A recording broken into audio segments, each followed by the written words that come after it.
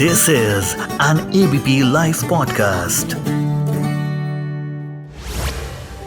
Britain में हुए आम चुनाव पर पूरी दुनिया की निगाहें टिकी हुई थी। चुनाव से पहले हुए सर्वे में अनुमान जताया गया था कि लेबर पार्टी संसद में भारी बहुमत हासिल करेगी, जो बिल्कुल सही साबित हुआ। इस तरह से कंजर्वेटिव प्रधानमंत्री ऋषि सुनक का 18 महीने का कार्यकाल समाप्त हो जाएगा और ब्रिटेन के लोग 14 साल बाद कीर स्टारमर को नए प्रधानमंत्री के रूप में देखेंगे। कंजर्वेटिव पार्टी 14 साल के बाद वहां की सत्ता से अब बाहर हो गई है और इस पर हमारे साथ इस वक्त बात करने के लिए अंतर्राष्ट्रीय मामलों के एक्सपर्ट संजीव श्रीवास्तव जी हैं और मैं हूं आपके साथ राजेश कुमार। संजीव जी, सबसे पहला सवाल आपसे यही कि आखिर वो क्या कुछ वजह रही जिसकी वजह से ऋषि सुनक को अपनी सत्ता गंवानी पड़ी? आप कैसे देखते हैं इसको? देखिए,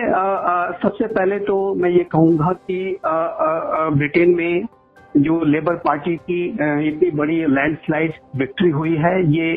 अनेक ओपिनियन पोल सर्वे जो वहाँ कराए जा रहे थे उसमें ये संभावना जताई जा रही थी और ये काफी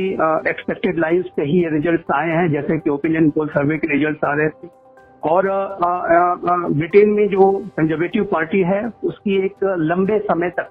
सरकार रही। 14 वर्षों तक कंजर्वेटिव पार्टी का शासन रहा। 5 प्रधानमंत्री इस दौरान कंजर्वेटिव पार्टी की तरफ से रहे और कुछ प्रधानमंत्री ऐसे भी रहे जिनका कार्यकाल बहुत ही कंट्रोवर्शियल रहा, जैसे बोरिस जॉनसन और लिज ट्रस जो प्रधानमंत्री जो बनते हैं उनका जो कार्यकाल उसमें काफी विवाद के विषय भी आए। और जाहिर है कि अनेक विषयों से जो कंजर्वेटिव पार्टी है वो ब्रिटेन के लोगों का जो सपोर्ट है वो उसमें लगातार ह्रास देखा गया। और ये बात बहुत स्पष्ट है कि इस चुनाव में एक बड़ी एंटी इनकम्बेंसी का जो फैक्टर है उससे बड़ी भूमिका अदा की है। और 14 वर्षों का एक लंबा शासन जो है कंजर्वेटिव पार्टी का रहा, उसके बाद ऐसा लगता है कि ब्रिटेन के लोग अब चेंज चाहते थे। वो वर्तमान की जो सरकार थी, ऋषि सुनक की जो सरकार थी, उसकी जो नीतियां थी और लार्जली जो कंजर्वेटिव पार्टी की जो एक लंबी सरकार थी उससे अब वो उसमें बदलाव चाहते थे और इस वजह से उन्होंने लेबर पार्टी को इतने बड़े बहुमत के साथ चुना है। और अब जो वर्तमान समय में जो कीर स्टारमर हैं वो लेबर पार्टी के जो नेता हैं वो ब्रिटेन के अगले प्रधानमंत्री होंगे। और जाहिर है कि उनके कार्यकाल के दौरान जो अनेक विषयों पर अब ब्रिटेन की जो नई सरकार है एक नए तरीके से विचार करेगी,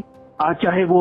इकोनॉमी के इश्यूज हों, कॉस्ट ऑफ लिविंग की का जो प्रश्न है जो कि एक बड़ा विषय रहा इस पूरे इलेक्शंस के दौरान, उसमें और किस तरह से सुधार लाए जाएं। और इस संदर्भ में जो लेबर पार्टी है और कीर स्टारमर लगातार कहते रहे हैं कि वो वेल्थ क्रिएशन के ऊपर बल देंगे, अधिक से अधिक ब्रिटेन के लोगों को कैसे आर्थिक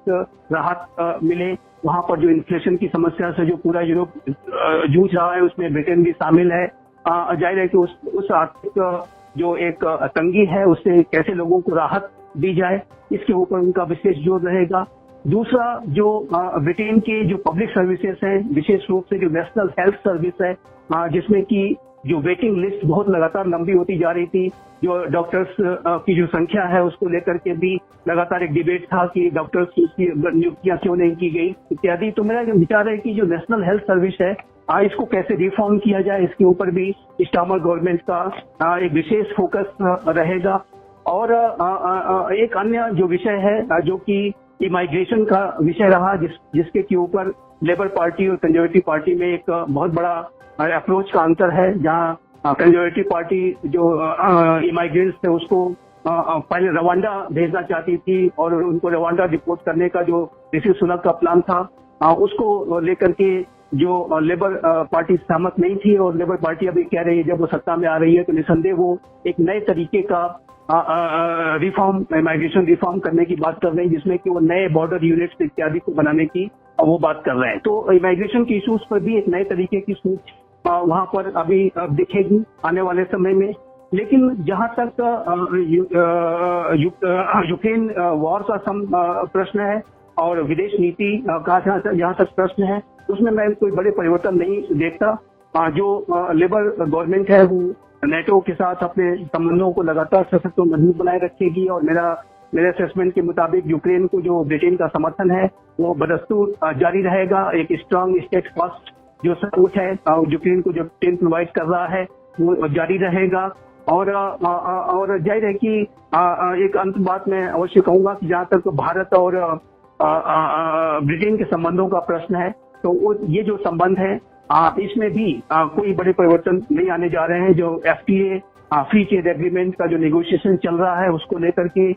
लेबर पार्टी भी कमिटेड है और लेबर पार्टी ने अपने घोषणा पत्र में कहा था कि यदि वो सत्ता में आते हैं तो भारत के साथ अपने संबंधों को, भारत के साथ जो स्ट्रेटेजिक पार्टनरशिप है उसको बढ़ाने के लिए ही कार्य करेंगे। और जाहिर है कि भारत जो कि विश्व में एक बेहद महत्वपूर्ण स्थान रखता है, एक महाशक्ति के रूप में उभर चुका है और इंडो पैसिफिक रीजन का जो कि विश्व का 21वीं सदी का सबसे महत्वपूर्ण क्षेत्र है उसमें भारत एक सबसे महत्वपूर्ण लोकतांत्रिक राष्ट्र है। तो ब्रिटेन भी भारत की जो महत्ता को समझता है और भारत के साथ अपने संबंधों को नई सरकार भी बना के रखना चाहेगी। चाइना का जो चैलेंज ब्रिटेन भी जानता है कि चाइना किस तरीके से पूरे इंडो पैसिफिक रीजन में पूरे विश्व में चुनौतियां प्रस्तुत कर रहा है, तो उस लिहाज से भी भारत का जो महत्व है उसको स्टार्मर गवर्नमेंट भी जानती है और वो उसको सकारात्मक उसका जो कंसिडरेशन रखेंगे। और मेरा ऐसा मानना है कि नई जो सरकार ब्रिटेन की बनने जा रही है लेबर पार्टी की, उस दौरान उसके कार्यकाल के दौरान भारत और ब्रिटेन की जो स्ट्रेटेजिक पार्टनरशिप है वो भी लगातार गहरी होगी, प्रगाढ़ होगी और ये जो संबंध है वो बढ़ते रहेंगे। लेकिन ये अवश्य है कि ओवरऑल अगर देखें तो इस पूरे इलेक्शंस में जो रिजल्ट आए हैं वो एक लैंडस्लाइड विक्ट्री जो हुई है लेबर पार्टी की, ये वोट फॉर चेंज है। और इसमें एक और पॉइंट मैं अवश्य जोड़ना चाहूंगा कि जहां तक नई सरकार का यूरोपियन यूनियन से संबंधों का प्रश्न है तो ये जो संबंध है वो लेबर पार्टी उसको और अधिक मजबूत बनाने की कोशिश करेगी। और ये नहीं होगा कि जो है ब्रिटेन को ऐसा मूव लेगा कि जिसमें यूरोपियन यूनियन को रीज्वाइन करने की बात हो। उस संबंध में स्टार्मर ने बहुत स्पष्ट कर दिया है कि रीज्वाइन करने का कोई मूव नहीं लेंगे। लेकिन जहां तक यूरोपियन यूनियन के साथ संबंधों को प्रगाढ़ बनाने का प्रश्न है तो स्टार्मर सरकार इस दिशा में सकारात्मक तरीके से प्रोएक्टिव तरीके की कदम उठाएगी, इस बात की संभावना दिखाई देती है। एक सवाल उठ रहा था कि समय से पहले वहां पर चुनाव कराया गया था, तो क्या इसको भी वजह मान रहे हैं ऋषि सुनक की हार की? नहीं, मुझे नहीं लगता कि समय से पहले चुनाव कराने का कोई खास असर पड़ा। और अभी आप जानते हैं कि ब्रिटेन में एक दो फिक्स टर्म पार्लियामेंट का जो एक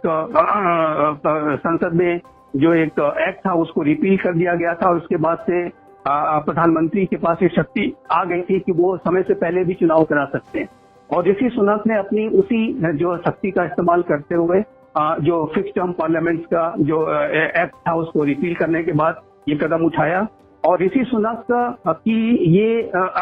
इसमें सोच दिखाई देती है, उनकी सरकार के जो कंजर्वेटिव पार्टी की ये सोच दिखाई देती है कि ब्रिटेन में की जो इकोनॉमी जो वर्तमान समय में कुछ अच्छा परफॉर्म कर रही थी, कुछ इन्फ्लेशन रेट्स में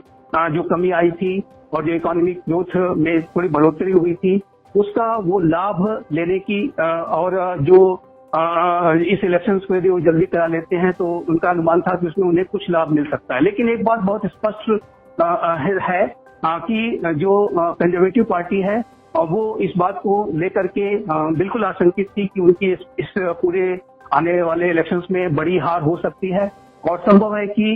यदि जीत नहीं तो कम से कम ये जो हार है इसका जो मार्जिन है उसको कितना कम किया जा सके, इस तरीके की सोच को रखते हुए एक ऋषि सुनक की जो सरकार है उसने एक अपना प्रपोजल रखा था, एक मूव लिया था जिसको मैं कहूँगा। लेकिन ये जो मूव है जाहिर है कि इसका कोई खास असर नहीं पड़ा है और ब्रिटेन के जो लोग हैं ऐसा लगता है कि उन्होंने मन बना लिया था कि एक लंबे समय तक शासन करने वाली 14 वर्षों से शासन कर रही कंजर्वेटिव पार्टी, जिसमें कि अनेक उतार चढ़ाव आए, ब्रिटेन की राजनीति में अनेक परिवर्तन, अनेक टर्बुलेंट फेजेस भी आए, चाहे वो बोरिस जॉनसन की जो पार्टीज की बात कर लें या लिज ट्रस की जो डिजास्टरस इकोनॉमिक पॉलिसीज की बात कर लें, वो सारे वजहों से वहाँ के लोग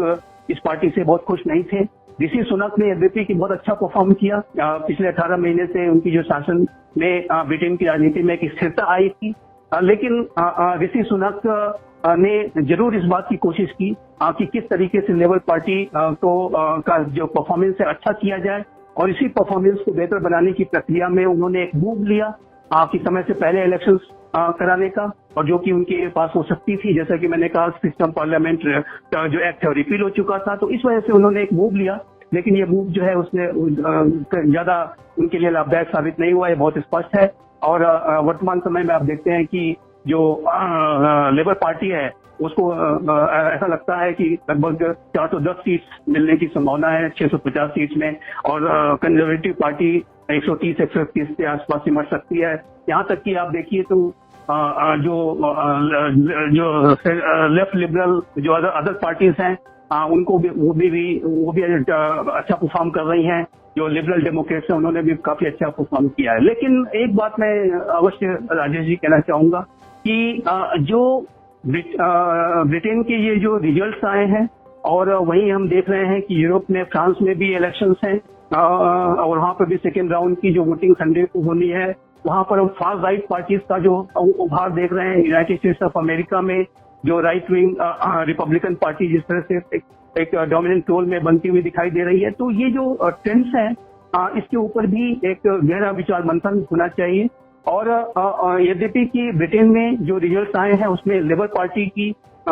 विक्ट्री हुई है, लेकिन ब्रिटेन में एक नील फराज की भी पार्टी है, वो नील फराज स्वयं भी चुनाव जीत गए हैं, उनको लगभग 13 सीट मिलने की संभावना है। तो ये एक राइट विंग की पार्टी है, और राइट विंग का जो एक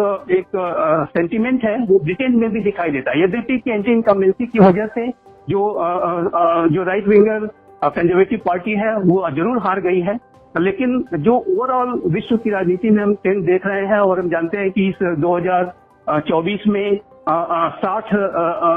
राष्ट्रों में विश्व के इलेक्शंस हुए, जिसमें कि आधे से ज्यादा विश्व की पॉपुलेशन ने मतदान किया है। उसमें हम एक राइट विंग का जो उभार है वो भी दिखाई देता है। और राइट विंग पार्टी चाहे वो फ्रांस में हो, चाहे वो यूरोपियन इलेक्शंस हो, चाहे वो अमेरिका के वर्तमान समय में इलेक्शंस की जो प्रोस्पेक्ट्स दिख रहे हैं, उसमें राइट विंग पार्टी का एक उभार दिखाई दे रहा है। और वर्तमान समय में पूरे विश्व की राजनीति में जो एक लेफ्ट और सेंटर का और राइट का जो डिबेट है, जो एक कंपटीशन है, वो काफी उसमें इंटेंसिफिकेशन देखा जा रहा है, और जिसमें कि राइट विंग की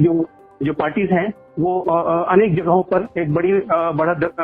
बनाती हुई और एक डोमिनेटिंग रोल में दिखाई देती हैं। और ये एक पूरे विश्व की राजनीति का, जो लोकतांत्रिक राष्ट्रों की राजनीति का एक वर्तमान यही ट्रेंड है। और जाहिर है कि भारत में भी इलेक्शंस हुए हैं, और वहां पर भी आपने देखा है कि सरकार ने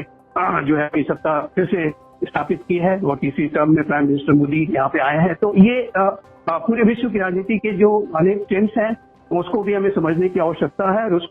उसमें जो ब्रिटेन के जो रिजल्ट्स हैं वो थोड़े अपवाद जरूर दिखाई दे सकते हैं, लेकिन उसमें भी अगर आप ब्रिटेन के अंदर की जो रिजल्ट्स आए हैं उसमें जो दक्षिणपंथी पार्टीज हैं उनका जो वोट परसेंटेज है, ऐसा लगता है कि उसमें कुछ बढ़ोतरी हुई है। जैसे नील फराज की मैंने बात कही,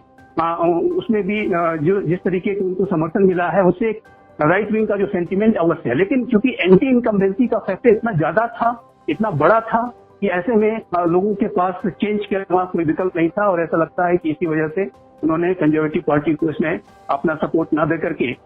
इस समय लेबर पार्टी को सत्ता में आने के लिए चुना है। एक सवाल उठा है कि सर, क्योंकि ऋषि सुनक भारतीय मूल के हैं, तो ऐसा कहा जा रहा था कि भारत के प्रति उनका सॉफ्ट कॉर्नर रहेगा। ऐसे में अब थोड़ा डीपी हमें बताइए कि जब कीर स्टारमर वहाँ के प्रधानमंत्री बनने जा रहे हैं तो भारत के साथ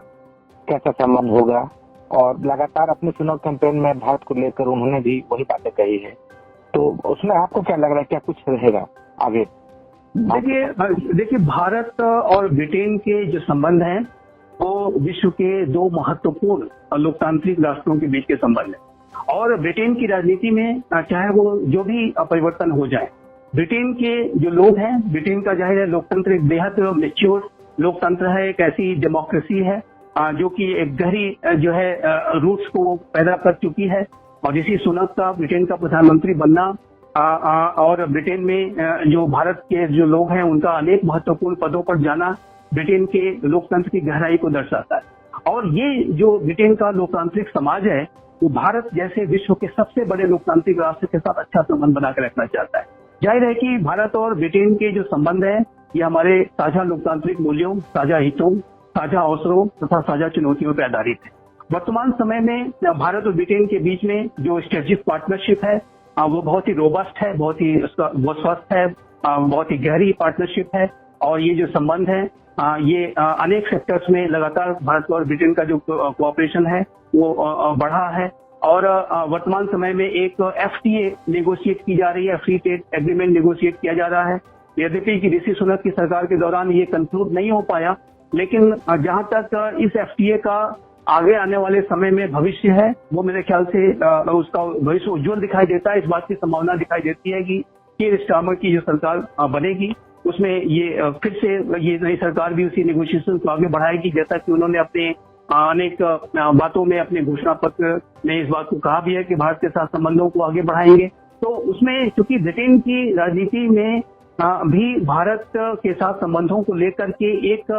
बाई पार्टीजान सपोर्ट है। कोई ऐसा दल नहीं है जो कि भारत के साथ संबंधों का कोई कहीं से विरोध करे। कुछ विषय अवश्य हो सकते हैं, कुछ अप्रोचेस में परिवर्तन अवश्य हो सकते हैं, लेकिन कोई एक ओवरऑल जो अगर रिलेशन की बात करें तो भारत के साथ ब्रिटेन की जो रणनीतिक साझेदारी है उसको सभी सपोर्ट करते हैं। और दूसरा एक रीजन इसका ये भी है कि भारत इंडो पैसिफिक रीजन का सबसे महत्वपूर्ण लोकतांत्रिक राष्ट्र है। और इंडो पैसिफिक रीजन जो कि 21वीं सदी का सबसे महत्वपूर्ण क्षेत्र है, उसको लेकर के ब्रिटेन की भी अपनी स्ट्रेटजी है, ब्रिटेन की भी अपनी इंडो पैसिफिक स्ट्रेटजी है। और ब्रिटेन इंडो पैसिफिक रीजन में एंगेज करके न सिर्फ अपने लिए आर्थिक लाभ उठाना चाहता है, बल्कि एक रूल्स बेस्ड ऑर्डर जो विश्व का है उसको बनाए रखने में भी ब्रिटेन अपना योगदान देना चाहता है। यहाँ पर मैं अवश्य ये कहना चाहूंगा कि ब्रिटेन भले से ही कभी एक पूरे विश्व पर जो उसका साम्राज्य हुआ करता था, आज एक सीमित उसकी टेरिटरी हो गई है, लेकिन आज भी ब्रिटेन अगर आप देखें तो जो विश्व के जो यूनाइटेड नेशंस के जो परमानेंट 5 मेंबर्स हैं उसका वो एक सदस्य है। दूसरा, ब्रिटेन नेटो का भी सदस्य है। तीसरा, G7 का भी ब्रिटेन सदस्य है। ब्रिटेन विश्व की राजनीति में आज भी एक महत्वपूर्ण स्थान रखता है और ब्रिटेन की विश्व की राजनीति पे और विश्व के जो महत्वपूर्ण क्षेत्रों पर एक गहरी वॉच होती है। इंडो पैसिफिक रीजन जाहिर है कि विश्व का, जैसे कि मैंने कहा, 21वीं सदी का सबसे महत्वपूर्ण रीजन है। और इस क्षेत्र में यदि ब्रिटेन को अपनी कोई सकारात्मक भूमिका निभानी है तो जाहिर है कि भारत को उसको साथ में रखना होगा। तो भारत की जो महत्ता है वो रणनीतिक रूप से भी और आर्थिक रूप से जो ब्रिटेन भारत के साथ जो विश्व की सबसे तेज गति से बढ़ने वाला व्यवस्था उसके साथ अपना एंगेजमेंट रखना चाहता है और अपने जो है अपने लिए वो लाभ उठाना चाहता है। तो मेरा विचार है कि भारत और ब्रिटेन के बीच के जो आर्थिक साझेदारी है, रणनीतिक साझेदारी है, ये प्रगाढ़ होगी। स्टारमर गवर्नमेंट भी इसको आगे ही बढ़ाएगी और ये जाहिर है कि अक्रॉस द पार्टी लाइन ये सपोर्ट है। भारत में भी सभी दल यही चाहेंगे कि जो ब्रिटेन के साथ हमारे संबंध बेहतर हों, चाहे सत्ता दल हो चाहे वो संसद के अन्य दल हो। तो ये जो साझेदारी का जो आधार है वो बहुत गहरा है, इसकी स्ट्रेटेजिक लॉजिक है, इसकी इकोनॉमिक लॉजिक है और इसी वजह से मैं ये देखता हूँ कि नई जो सरकार है उसमें भी भारत और ब्रिटेन के संबंधों में प्रगति होगी। दूसरा, एक बात मैं अवश्य कहना चाहूंगा कि यूक्रेन में जो युद्ध चल रहा है उसकी वजह से पूरी यूरोप की जो इकोनॉमी है, इसमें ब्रिटेन भी शामिल है, वो इससे एक स्ट्रेस में है और ब्रिटेन को भी इस बात की आवश्यकता है कि वो भारत जैसे एक बड़े बाजार के साथ, एक विश्व की सबसे तेज गति से बढ़ने वाली अर्थव्यवस्था के साथ वो संबंधों को बनाए ताकि वो उसकी जो इकोनॉमिक जो उसका स्ट्रेस है उसको वो एड्रेस कर सके। और जैसा कि ब्रिटेन के जो होने वाले जो नए प्रधानमंत्री स्टारमर ने इस बात को कहा भी है कि वो ब्रिटेन की जो पूरी पोजीशन है उसको रीस्टैब्लिश करेंगे, पूरे विश्व के साथ अपने संबंधों को बेहतर बनाएंगे। और जाहिर है उनका जो सबसे प्रमुख जो लक्ष्य है, पहले इकोनॉमिक जो कंडीशन है, जो कॉस्ट ऑफ लिविंग की जो क्राइसिस है, जो हाउसिंग क्राइसिस है, जो हेल्थ सर्विसेज की क्राइसिस है, उसको एड्रेस करने के लिए उनको विश्व के बड़े जो बड़े बाजारों के साथ, बड़े जो आर्थिक जो शक्ति रखने वाले देश है उनके साथ संबंधों को बना के रखना पड़ेगा। तो उस आधार पे भी अगर देखें तो ब्रिटेन की अपनी जो घरेलू जो आवश्यकताएं हैं उसको भी, अगर समस्याएं हैं उसको भी अगर एड्रेस करना है तो उसके लिए भारत जैसे एक बड़े लोकतांत्रिक राष्ट्र को और बड़े लोकतांत्रिक बाजार को साथ में लेकर के चलना पड़ेगा। तो इस लिहाज से मैं देखता हूँ कि भारत और ब्रिटेन की जो ओवरऑल रणनीतिक साझेदारी है, जिसमें कि आर्थिक क्षेत्र भी आते हैं ऑब्वियसली, वो सशक्त और मजबूत बनेगी। तो जाहिर तौर पर भारत और ब्रिटेन के संबंध नए प्रधानमंत्री चुने जाने के बाद किसी तरह का उस पर इम्पैक्ट नहीं होगा। और एबीपी लाइव पॉडकास्ट के साथ बातचीत करने के लिए संजीव श्रीवास्तव जी बहुत शुक्रिया आपका। धन्यवाद।